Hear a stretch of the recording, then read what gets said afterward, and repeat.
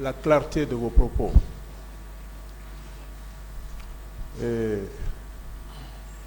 Vous avez parlé d'une rencontre que vous devriez avoir avec le président Moussa Dadis Camara.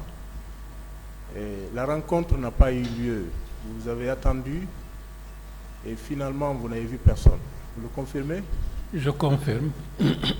Et ce rendez-vous avait été pris personnellement avec le président Dadis ou qui était votre interlocuteur?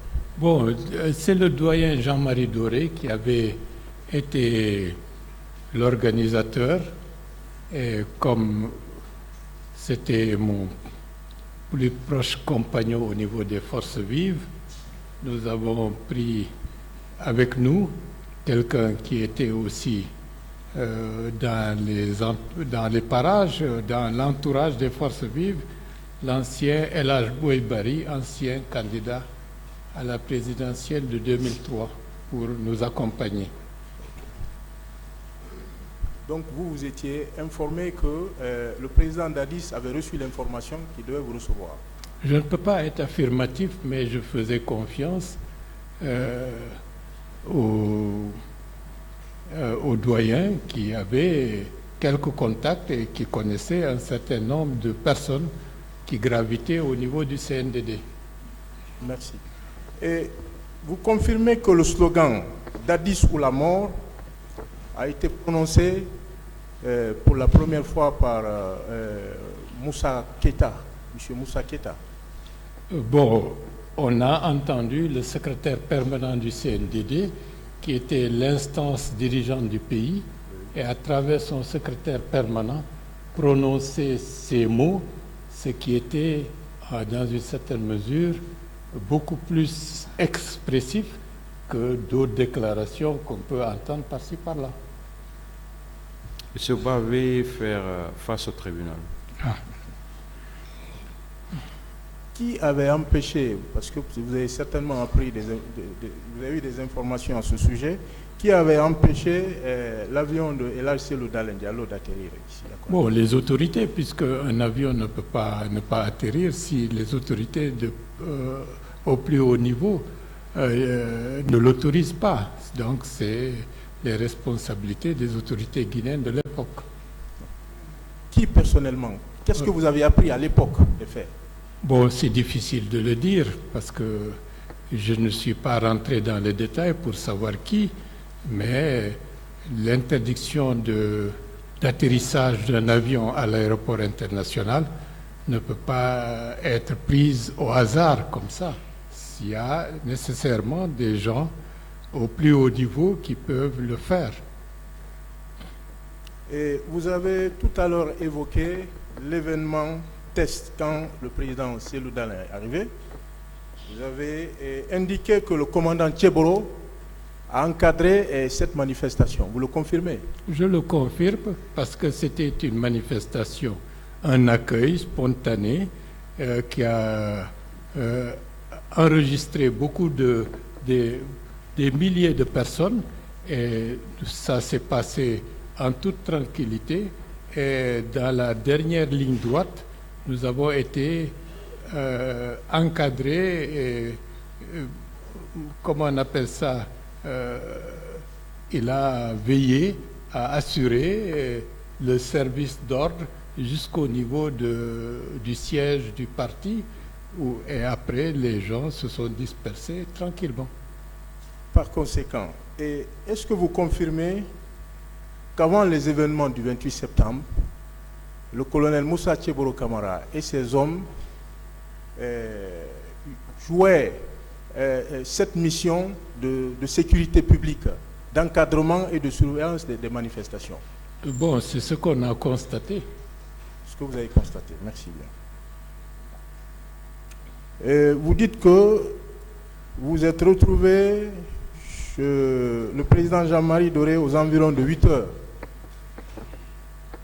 Est-ce qu'à 8 heures déjà, des manifestants étaient réunis au stade du 28 septembre? Est-ce que vous pouvez le confirmer à 8 heures? Vers 8 heures, il y avait une fine pluie, donc par grappe, les gens commençaient à affluer vers Dixine. vers Dixine. Vous êtes passé par là ce jour. Le matin, de bonne heure, je suis passé par là. Je suis passé par l'esplanade et je me suis rendu au domicile du doyen. Aviez-vous constaté un regroupement de personnes en ce moment, au moment où vous passiez? Bon, il n'y avait pas encore beaucoup de monde, mais c'était épars. À ce moment-là, ce n'était pas significatif.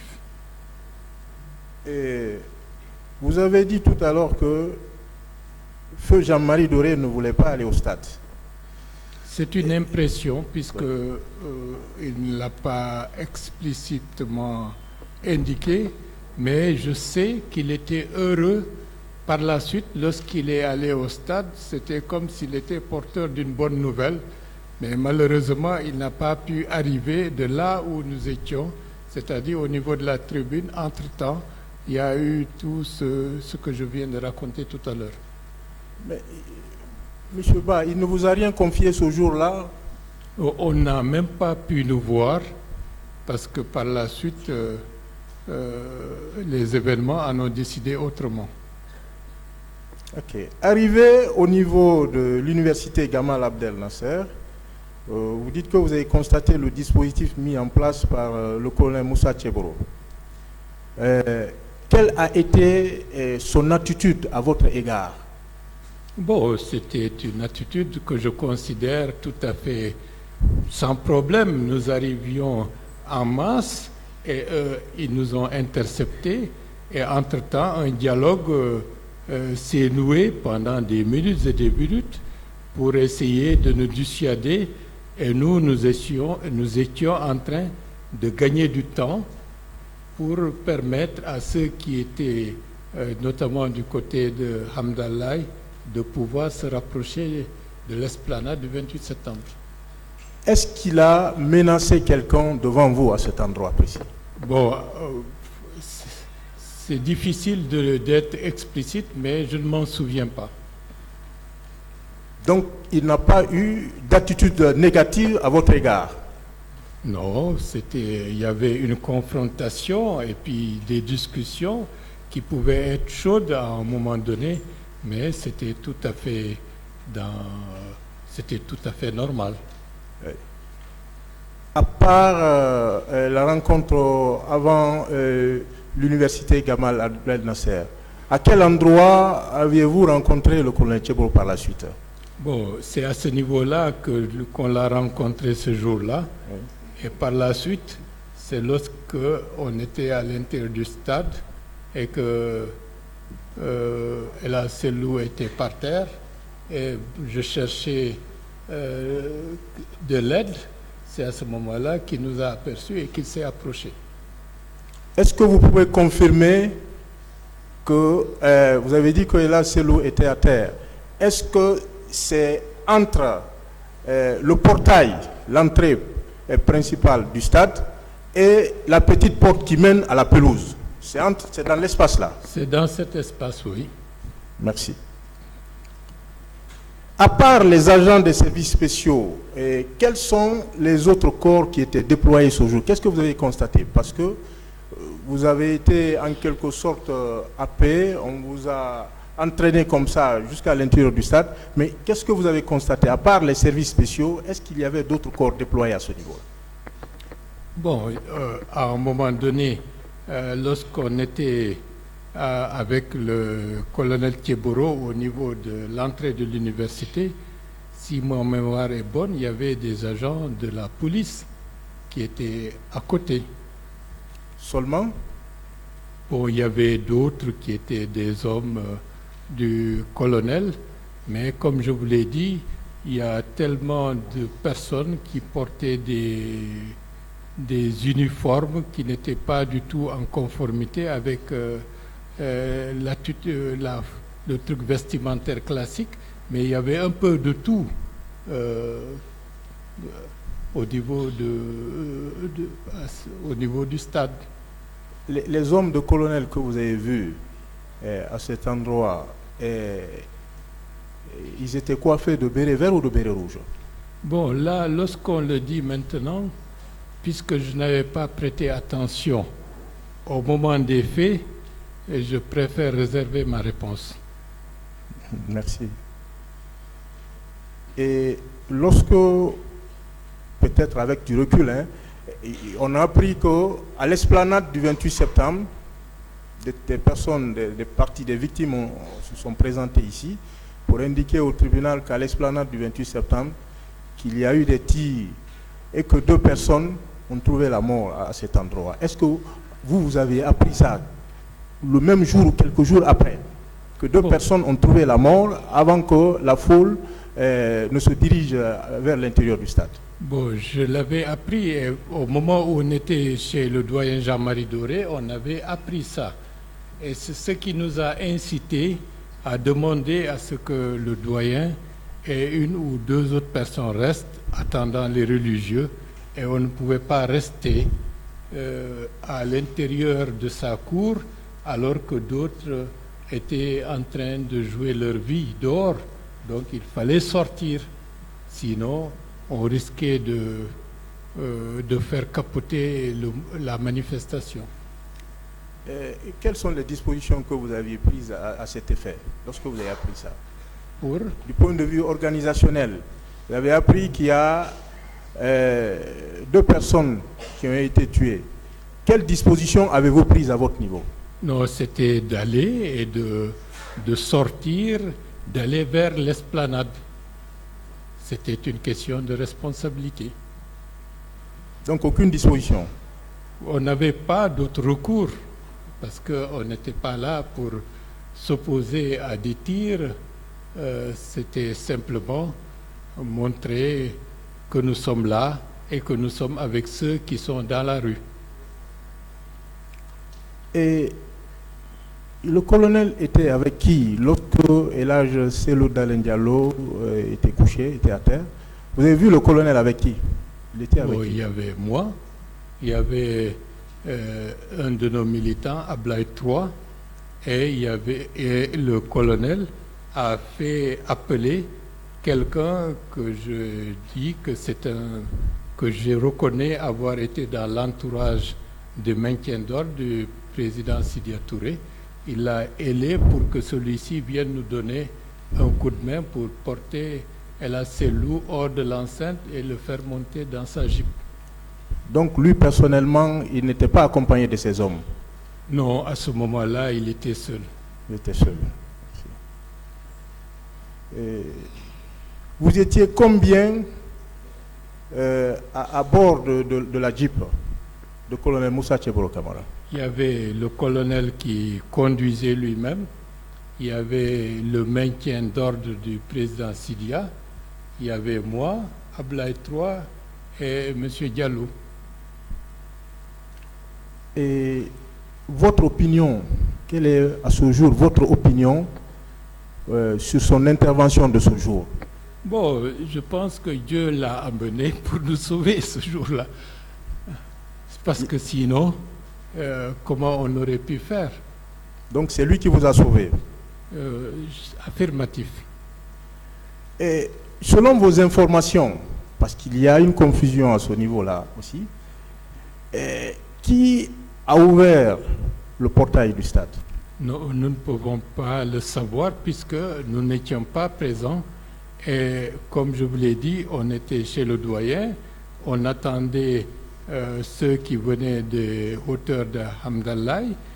Et l'objectif, c'était de faire la jonction entre tous les manifestants, ceux qui viennent de Dixit, ceux qui viennent de Kaloum, ceux qui viennent de Matam, pour montrer de manière massive que le peuple de Guinée, à travers tout ce monde-là, est uni au-delà des diversités ethniques, religieuses et politiques pour dire non à la candidature du capitaine Dadis et pour dire oui à la démocratie. Donc c'était ça. Et arrivé à la clinique Ambroise Paré, est-ce que vous avez observé la présence des militaires ou des policiers aux alentours lorsque vous êtes arrivé? Parce que vous étiez quand même lucide. Bon, lucidité relative, mais je n'ai pas observé parce que on était presque dans un état second et ce qu'il y avait à 10 mètres, à 20 mètres, on n'a pas cherché à savoir qu'est-ce qu'il y avait. Donc on était focus par rapport au fait qu'on est arrivé à la clinique. Certains d'entre nous devaient se faire soigner et qu'on nous a par la suite intimé l'ordre de sortir, sinon on jette une grenade à l'intérieur. Donc quand vous êtes arrivé, vous n'avez pas constaté la présence des militaires? Peut-être, non, je ne peux pas. Moi, je ne les ai pas vus, à part les deux qui sont venus par la suite.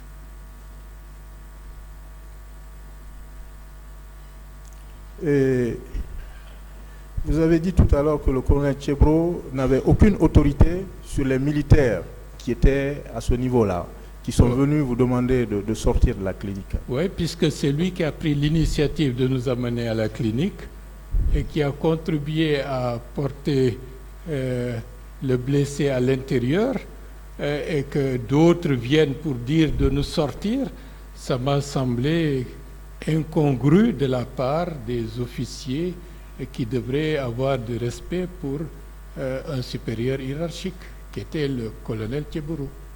Est-ce que ça ne vous a pas donné l'impression aussi que ces personnes n'avaient aucun rapport avec le colonel Tchebro? C'est difficile à dire, mais j'ai constaté qu'ils n'avaient pas une autorité sur eux. Merci. Et qui vous a envoyé à la clinique Pasteur? C'est une décision certainement du médecin-chef, Dr Bangoura, qui officiait au niveau du centre de santé du camp. Par la suite, qui ont pris les dispositions pour m'envoyer et El Selou à la clinique Pasteur, où nous avons retrouvé les autres, parce que nous ne savions pas où ils étaient avant d'arriver à la clinique Pasteur. Donc vous n'aviez vu à ce niveau aucun cadre, aucun membre du CNDD qui était venu vous voir pour vous dire voilà, vous devez aller à la clinique Pasteur? Pas du tout. Et qui vous a informé que le colonel Moussa Tchebro Camara devait être entendu dans l'après-midi du 3 décembre 2009 par la commission d'enquête nationale? Comme après notre sortie, bon, vous savez, on peut toujours avoir des confidences qui circulaient par-ci par-là, mais j'ai cru comprendre qu'après mon passage, c'est lui qui devrait passer pour être auditionné. Oui. Et avec tout ce que vous avez déclaré concernant le colonel Tchebro, est-ce que cette même personne peut être considérée comme un bourreau? Bon, on ne peut pas juger de manière globale, mais par rapport aux faits du moment et par rapport à ce que j'ai constaté, il a contribué à nous faire sortir du stade et par ce biais-là, il a contribué à nous sauver. Merci. Est-ce que vous n'avez pas programmé et tenu le meeting du 28 septembre pour réclamer l'organisation des élections libres et transparentes? La question des élections n'était pas à l'ordre du jour. C'était la question de principe et le respect d'un engagement que nous ne voulions pas d'une candidature du CNDD, comme c'était convenu dès le départ, et c'était un engagement de leur part, parce que si tel était le cas, on sait pertinemment que ça aurait été la catastrophe et que nous allions retomber en arrière pour très longtemps encore. Cet engagement a été pris à quel moment, selon vous? Dès la prise du pouvoir par le CNDD. C'était un engagement écrit? Bon, certainement, puisque une déclaration solennelle de prise de pouvoir avec des engagements précis est considérée comme un pacte qui lie ceux qui l'ont déclaré avec leur peuple. Est-ce que la sortie du capitaine Dadis à Boulbinet n'est pas un événement ou un fait majeur dans tout ça? Bon, c'était un signal d'alerte que nous avons pris en considération. Pris en considération. Et dernière question, M. Ba. Est-ce qu'il n'y avait pas d'autres alternatives que le meeting? Vu les circonstances, vu le fait que nous nous sommes heurtés à un mur, malgré toutes les tentatives d'aller vers le CNDD, le secrétariat permanent, d'aller vers le capitaine Dadis de manière informelle pour l'amener à revoir la situation, les actions du comité du groupe international de contact avec tout ce que au niveau international des dispositions avaient prises, les actions des Guinéens un peu partout à travers le monde pour indiquer le respect des engagements initiaux, que tout cela puisse être mis de côté à mener. Et puis la déclaration que Maître Wade a prononcée était une indication que nous n'avions pas une autre alternative que de montrer que la majorité de la population guinéenne ne voulait pas d'une candidature du CNDD. Merci encore une fois pour la clarté de vos propos. Merci, Monsieur le Président, honorable Mamoula. Merci.